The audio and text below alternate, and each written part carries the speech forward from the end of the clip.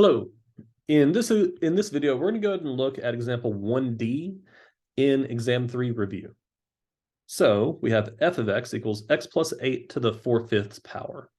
Now, to find the domain here, look at the denominator of the exponent. That's a 5. That's odd. That means that the domain will be all real numbers, negative infinity to infinity.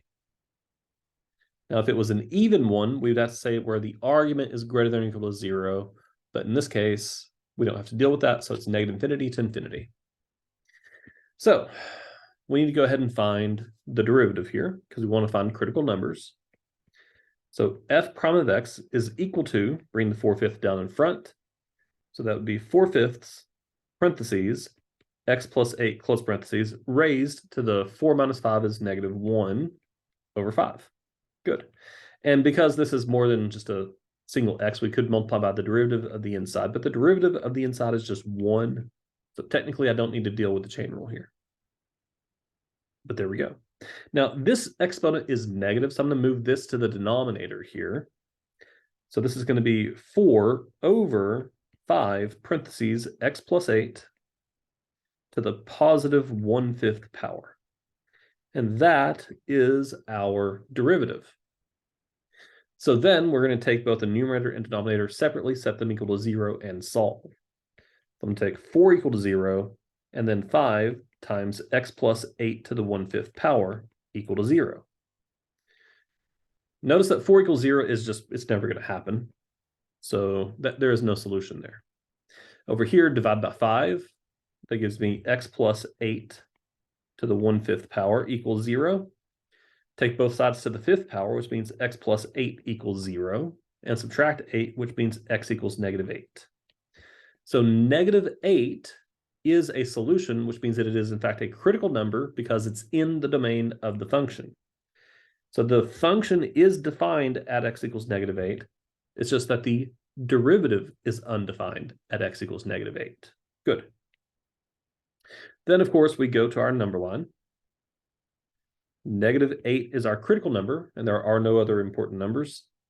So we need test points to the left and right. Let's just say maybe negative, I don't know, 10. Yeah, let's go negative 9 and positive and negative 7. How about that? So if I plug in negative 9, that gives me negative 5 in the denominator, which means negative 4 over 5 overall, which means the function is going down from left to right there. If I plug in negative 7, that's a positive 5 in the denominator, making that positive 4 over 5, which is positive. Now, again, if you don't want to just do that in your head like I did, just go to the calculator. On y1, type in the original function, which is x plus 8 raised to the 4 divided by 5 power. And on y2, I can do alpha y equals enter. And then I can do 4 over 5 parentheses x plus 8 close parentheses raised to the 1/5 power.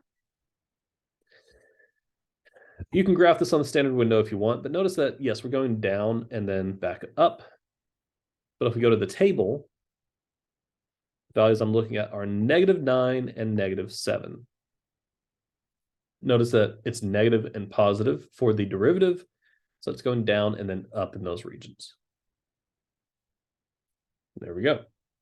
So A was the critical number, which is negative 8. B is where it's increasing, and it's increasing from negative 8 to infinity. And C is where it's decreasing, so it's decreasing from negative infinity to negative 8. And there you go. That's letter D, or example 1D for example 3. Have fun.